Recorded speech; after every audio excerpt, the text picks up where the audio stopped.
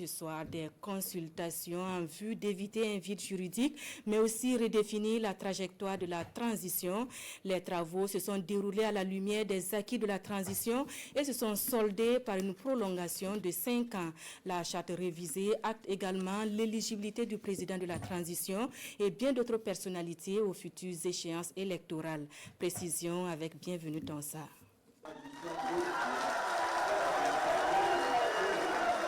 Pour la transition, une nouvelle trajectoire se dessine ainsi.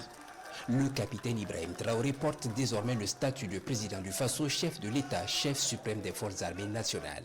60 mois, soit 5 ans à compter du 2 juillet prochain, c'est la durée fixée par ces assises nationales tenues en une journée de travaux intenses. La charte modifiée de la transition consacre l'éligibilité du président du Faso, du Premier ministre et du président de l'Assemblée législative de transition aux élections présidentielles et législatives qui seront organisées pour mettre fin à la transition, mais pas que. La création d'un organe dénommé CORAD, chargé de définir, de suivre et de contrôler la mise en œuvre de la vision stratégique du pays.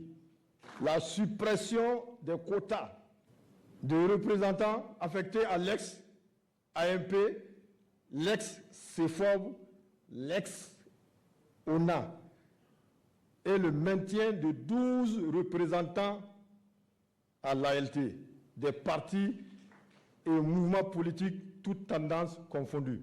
Au moment où le patriotisme est érigé en condition de nomination au gouvernement et de la désignation à l'Assemblée législative de transition, ce cadre élargi de concertation recommande l'augmentation du nombre de sièges à l'ALT afin de prendre en compte certaines composantes des forces vives de la nation qui n'y sont pas.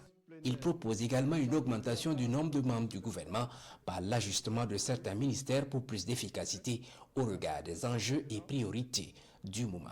Impliquer les groupes spécifiques dans les sphères de décision, la prise en compte des femmes, des personnes handicapées et des personnes âgées dans toutes les sphères de décision, accélérer l'offre et l'accès des populations aux services sociaux de base. En signant ainsi la charte amendée de la transition, le désormais président du Faso, le capitaine Ibrahim Traoré, donne aux organes de gestion de la transition toutes les prérogatives pour parachever l'œuvre de restauration de l'intégrité du territoire national dans les sillons de la consolidation d'une paix durable marquée par le processus de retour des PDI dans leurs localités respectives. Les assises nationales sur la suite de la transition.